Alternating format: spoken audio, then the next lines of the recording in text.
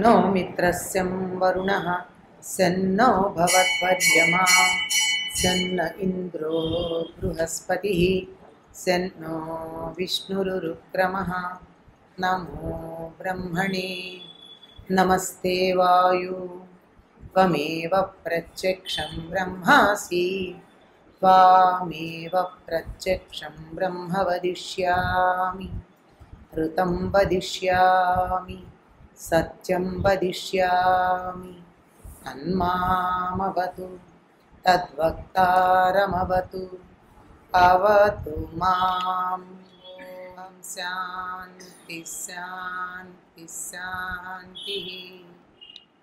श्री गुरुभ्यो नमः। श्री महागणाधिपतये नमः। नारायणं नमस्कृत्य नरं चैव नरोत्तमं देवीं सरस्वतीं व्यासं ततो जयमुदीरयेत्। व्यासं वसिष्ठनप्तारं शक्तेः पौत्रमकल्मषं पराशरात्मजं वन्दे सुखतातं तपोनिधिं। यदि हास्ति तदन्यत्र ఎన్నే హాస్తి న తత్క్వచిత్ అని భారతం గురించి ఒక మాట చెప్తూ ఉంటారు. రోజు మీరు వింటూ ఉన్నారు కూడా ఈ మాట. ఇక్కడ ఉన్నది అంటే ఈ గ్రంథంలో ఉన్నదే బయట ఉంది, ఇక్కడ లేనిది బయట లేదు. అంటే వీళ్ళు చెప్పేటటువంటిది భారత అనే శబ్దంలో వాడేది మనం ఈనాడు భారతదేశము అనే సంకుచిత అర్థంలో వాడుకుంటున్నాం. ఇండియా దట్ ఈస్ భారత్ అన్నదానికి. కానీ అంతకు ముందు ఈ గ్రంథాల్లో చెప్పిన భారత శబ్దానికి యావత్ భూమండలము భూగోళము అనే అర్థంలోనే ఉంది. మేరు పర్వతానికి దిగువన ఎక్కడైతే వెలుగు యందు ఇష్టం కలిగినటువంటి జాతి ఉందో, ఎక్కడైతే జ్ఞానం అనే వెలుగు పట్ల ఇష్టం కలిగినటువంటి వాళ్ళు ఉన్నారో, జ్ఞానమునందు రతి అంటే ఇష్టం కలిగిన వాడు ఉన్నారో, ఆ జాతి అంతా భారత జాతి, ఆ ప్రదేశం అంతా భరతవర్షం. దాంట్లోనే మళ్ళీ భరతఖండం ఇలాంటి పదాలు మళ్ళీ భాగంగా చెప్పుకున్నాం. అటువంటి భారతంలో అంటే ఈ భూగోళంలో మానవ జాతి ఉన్నంత మేర ఏ లక్షణాలైతే ఉన్నాయో అవే ఈ గ్రంథంలో ఉన్నాయి. అవి అన్నీ ఈ గ్రంథంలో ఉన్నాయి. ఈ గ్రంథంలో లేదు బయట. ఈ మాట అంటే మనం చెప్పుకుంటాం ఏదో భారతంలో మనకి కౌరవ పాండవుల కథ. కౌరవులు అంటే దుర్గుణాలకి ప్రతీకలు, పాండవులు అంటే సద్గుణాలకి ప్రతీకలు. ఈ సద్గుణాలు ఎప్పుడూ కూడా సద్గుణాలే కాదండి. పాండురాజు తెల్లని రాజు. తెల్లని రాజు అంటే వెలుగు యందు తేజస్సునందు నిర్మలత్వమునందు అనే అర్థంలో చెప్పుకుంటాం. పాండవుల ఐదుగురు పంచేంద్రియాలు. ఆ పాండవుల ఐదుగురు ఎవరి వల్ల నడపబడ్డారు? కృష్ణుడి వల్ల నడపబడ్డారు గనక బుద్ధి వారికి మార్గం చూపించింది. కౌరవులు దుర్యోధనుడి దగ్గర నుంచి మొత్తం అందరినీ లెక్క చూసుకున్నట్టయితే మానవులలో ఉండేటటువంటి రకరకాలైన దుర్గుణాలకి ప్రతీక. సద్గుణాలకేమో పాండవులు ప్రతీకలు, దుర్గుణాలకి కౌరవులు ప్రతీకలు. ఎప్పుడూ కూడా సద్గుణాలు దుర్గుణాల మధ్య ఏదో ఒక తగాదా జరుగుతూనే ఉంది. మనకి జరగదా అండి? ప్రతిరోజు మనమే ఎన్నో సందర్భాల్లో ఇది చేద్దాం ఇది వద్దు అనుకుంటూ ఉంటాం. ఎంత ధర్మ మార్గంలో నడుస్తున్నాను అనుకునే వాళ్ళు కూడా కొన్ని సందర్భాల్లో తప్పు పని చేస్తూనే ఉంటారు. తెలియక చేశారు అని అనుకోవద్దు. చేస్తున్నది తప్పని తెలుసు, లేదా పూర్తయ్యాకన్నా తెలుస్తుంది చేస్తుంది తప్పు అని. అయినా ఎందుకు చేస్తారంటే ఆ క్షణాన ఆ దుర్భావం బలీయంగా ఉండి సద్భావం మీద పెత్తనం చేస్తుంది. ఎక్కువ సందర్భాల్లో సద్భావాలే బలీయంగా ఉండి తప్పు ఇట్లా చెయ్యొద్దు అని మనలో మనమే అనుకుంటాం. ఈ మంచి చెడుల మధ్య సంఘర్షణ మనలో నిరంతరం జరుగుతూ ఉన్నదే భారతం. వెలుగు యందు ఇష్టం కలిగి ఉండడం, సద్గుణాల పట్ల ఇష్టం కలిగి ఉండడం, సత్ప్రవర్తననే కలిగి ఉండడం, వీలైనంత వరకు చెడు పనులు చేయకుండా ఉండడం. నాకు చెడు ఆలోచన రాలేదండి అని ఎవరైనా చెప్తే అది పెద్ద అబద్ధం. వస్తూనే ఉంటుంది, కాకపోతే మనం చెయ్యం. చేయకపోవడానికి వందల కారణాలు ఉన్నాయి. పిరికితనం కావచ్చు, పట్టుబడతామన్న భయం కావచ్చు, ఎందుకు వచ్చింది లేని కావచ్చు, నరకానికి పోతామనేటటువంటి భయం కావచ్చు. అనేక కారణాలుగా చెడ్డ పనులు చేయకుండా ఉంటాం, కానీ ఆలోచనే రాకుండా ఉండదు కదా. అంత మాత్రాన మనమంతా నరకానికి వెళ్ళిపోతాము, దుర్మార్గులము, పనికిరాని వాళ్ళం కాదు.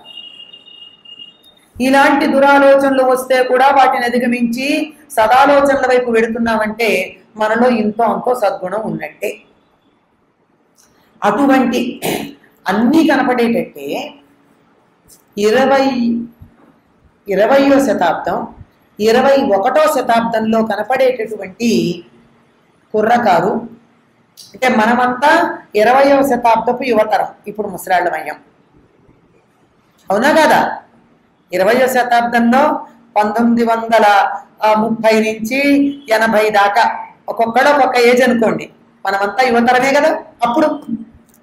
ఇప్పుడు వేరే యువతరం. ఆ రోజుల్లో మనం ఇలాగే ఉన్నాం. అలా ఉండడం కూడా సహజమే. ఏమిటి అంటే, ఒక మేధావి చెప్పినట్టు, యవ్వనంలో మార్క్సిస్ట్ కానివాడు 50 ఏళ్ళు దాటాక దైవభక్తుడు కానివాడు ఉండట. అది సహజ గుణంట. కురతనంలో ప్రతిదీ ప్రశ్నిస్తూ ఉంటాం. ప్రశ్నించడం సహజం. ఎవరికైతే మనసు ఉందో వాళ్ళందరికీ ఆలోచన ఉంటుంది. ఆలోచన ఉన్నప్పుడు ప్రశ్నలు కలుగుతాయి. ప్రశ్నలకి సమాధానాలు దొరకకపోవడం కారణంగా చాలా మంది తర్కానికి వెడతారు. గతి తార్కిక హేతువాదము మరోటి ఆశ్రయిస్తారు. సరైనటువంటి సమాధానాలు మనం చెప్పగలిగామంటే మాత్రం తప్పనిసరిగా ఆలోచన చేస్తారు. ఏ కారణంగా కానివ్వండి, ఇలా తర్కంలోకి వెళ్ళినప్పుడు మనం ఏం చేస్తూ ఉంటాం? కాలికేస్తే మెడకి, మెడకేస్తే కాలికి వేస్తాం. వీటినే మడత పేచీలు అంటాం. పెద్దవాళ్ళు అయినట్టయితే లిటిగేషన్ అంటాం. ఈ లిటిగెంట్ బుర్ర మడత పేచీలు పెట్టే ఆలోచన అందరిలోనూ ఎంతో అంతో ఉంటుంది. చిన్నప్పుడు మనందరికీ పైకి అడిగితే భయం, కానీ కొన్ని ఆలోచనలు రాలేదా? తండ్రి మాట వినాలన్నారు, రాముడు విన్నాడా? తండ్రి మాట ఎక్కడ విన్నాడండి రాముడు? నువ్వు రాజ్యపరిపాలన చెయ్యి, అవసరమైతే నన్ను చెరసాల్లో పెట్టు, కావాలంటే నన్ను చంపేయి, నిన్ను వదిలిపెట్టి నేను ఉండలేను, వెళ్ళొద్దన్నాడు. విన్నాడా రాముడు? మరి పితృవాక్య పరిపాలకుడు ఎట్లా అయ్యాడు? ఇటువంటి సందేహాలు చిన్నప్పుడు స్కూల్లో చదువుకునే రోజుల్లో మొదటిసారి విన్నప్పుడు మనందరికీ వచ్చాయి. వస్తే పెద్దవాళ్ళని అడిగితే నోరు మూసుకో, ప్రశ్నించకూడదు, ప్రశ్న వేస్తే కళ్ళు పోతాయని ముట్టికాయలు ముట్టడం వల్ల నోరు మూసు కూర్చున్నాను. ఇలా 100 ప్రశ్నలకి నోరు మూసుకుని కూర్చోవడం వల్ల ఇవన్నీ పుక్కిడి పురాణాలు అనేటటువంటి అభిప్రాయం కలుగుతూ ఉంటుంది. ఇది సామాన్యమైన మనుషుల విషయం. కానీ మేధావుల దగ్గరికి వచ్చేటప్పటికీ వాళ్ళు ఏం చేస్తారంటే, తమ స్వార్థం కోసం తమకున్న తెలివితేటల్ని, తమకున్న జ్ఞానాన్ని, శాస్త్ర పరిజ్ఞానాన్ని దానికి మార్చి వాడతారు. దీనికి గొప్ప ఉదాహరణ శుక్రాచార్యుడే. శుక్రాచార్యుడు ఏం చేశాడు? ఎక్కడికక్కడ రూల్స్ తనకు అనుకూలంగా మార్చుకున్నాడు. బృహస్పతి కన్నా ఎక్కువ జ్ఞానం గలవాడు శుక్రుడు. ఈయన రాక్షస మంత్రి, ఆయన దేవతల మంత్రి. బృహస్పతి ఎప్పుడు తప్ప ఆలోచన చెప్పల. శుక్రుడు ఏం చేశాడు? తనకున్న జ్ఞానంతో పరిస్థితులకు అనుకూలంగా ధర్మాన్ని మార్చి చెప్పాడు. తన కూతురు దేవయాని రాజుని పెళ్లి చేసుకుంటానంటే అది అనులోమ వివాహం కాదు, విలోమ వివాహం అయింది. విలోమ వివాహానికి కూడా అంగీకరించి దీనివల్ల నీకు పాపం రాకుండా చూస్తానన్నాడు. ఇది ధర్మానికి విరుద్ధం అని చెప్పల. అంచేత తనకున్న జ్ఞానాన్ని అనుకూలంగా వక్రీకరించి చెప్పడం రాక్షస గుణం. మేధావులు చేసేటటువంటి పని అదే. ఇవాళ మనం తరచుగా చూసేది అదే. ఇంతో అంతో చదువుకోవడం, ఉన్న కాస్త జ్ఞానాన్ని నేను చేసిన తప్పు పని సమర్థించుకోవడానికి ఉపయోగించుకోవడం. కావాలంటే పురాణ పాత్రల నుంచి ఉదాహరణలు చెప్పుకుంటాం. వాళ్ళు అట్లా చేయలేదా, వీళ్ళు ఇట్లా చేయలేదా, వెనక ముందు వ్యవహారాలు ఎవరికి తెలుసండి? ముందు వెనకాల తెలియకుండా అనేస్తూ ఉంటాం. ఇట్లాంటి వాళ్ళందరికీ ఉదాహరణగా మనకి భారతంలో ఇలాంటి క్యారెక్టర్స్ కనపడుతున్నారు కదా, అందరూ ఉండాలన్నాం కదా. ఇలాంటి వాళ్ళకి ప్రతీకగా కనపడేటటువంటి వాడు ధృతరాష్ట్రుడు. ధృతరాష్ట్రుడు వేసే ప్రశ్నలు ఎట్లా ఉంటాయంటే ఈనాటి యువకులు ఒకనాటి మనం వేసిన ప్రశ్నల్లాగానే ఉంటాయి. ఇది ఇట్లా ఎందుకు, అది ఇట్లా ఎందుకు, ఇది ఇట్లా అయితే ఏమైంది, నువ్వు ఇందాక ఇట్లా చెప్పావు కదా, దీనికి ఎలాంటి మడతలు పెడతాడో ఒక్కొక్క ప్రశ్న దగ్గర మళ్ళీ చెప్పుకుందాం. చాలా మెలికలు వేస్తాడు. ఇట్లా వేస్తుంటే కూడా తత్వం తెలియచెప్పి వింటున్నటువంటి శిష్యుడికి, కాకపోతే శిష్యుడు కాదు కానీ శిష్యప్రాయంగా తనని అడిగినటువంటి వాడికి చెప్పడం ధర్మం. సనత్సుజాతి అని చెప్పుకోవడానికన్నా ముందు మరికొన్ని విషయాలు చెప్పుకుంటే ఒక అవగాహన ఉంటే లోపల విషయం బాగా అర్థమవుతుంది. మహాభారతంలో భారతం అంటే భారతదేశంలో ఉన్నదంతా ఉందన్నాం కదా. ఇలా చెప్పడానికి కారణం ఏమిటంటే ఈనాడు మనకి కావలసినటువంటి సమస్తమైన జ్ఞానబోధ కూడా భారతంలోనే ఉంది. ఇతిహాసాలు అంటే రామాయణం, భారతం, ఆ తరువాత 18 పురాణాలు, మహాపురాణమైన భాగవతం, వీటన్నిటినీ కలిపి పంచమ వేదం అన్నారు. 4 వేదాల్లో ఉన్న సారమంతా వీటిని తెలుసుకోవడానికి ఉంది. మీలో కొంతమందికి అప్పుడే ప్రశ్నార్థకంగా ఉంది, అదేమిటండి 18 పురాణాలు మహాపురాణమైన భాగవతం అంటున్నారు అంటే భాగవతం 18 పురాణాల్లో లేదు, ఇది మహాపురాణం. ఈ మహాపురాణం ఇవన్నీ కలిపి పంచమ వేదం. వేదంలో చెప్పినటువంటి విషయాన్నే చాలా సునాయాసంగా అర్థమయ్యేట్టుగా చెప్పారు. ఒక్క ఉదాహరణ చెప్పుకుంటే సత్యంబద అని చెప్పబడినటువంటి వేదవాక్కుకి ఉదాహరణ ప్రాయంగా హరిశ్చంద్రుడి కథన పదాన్ని చెప్పి జరిగిందే పురాణం అంటే ఇంతకు ముందు జరిగింది సుమా అని చెప్పేది. ఇతిహాసం అంటే ఇది ఆసం, ఇది ఈ విధంగా జరిగింది సుమా అని చెప్పింది. అంటే చరిత్రని కాస్త కథల రూపంలో చెప్పారంతే. చారిత్రకమైనది కానిది, అసత్యమైనది ఏ ఒక్కటి పురాణాల్లో కానీ, రామాయణ భారతాలు 2 ఇతిహాసాలు, ఈ 2 ఇతిహాసాల్లో కానీ మనకు కనపడదు.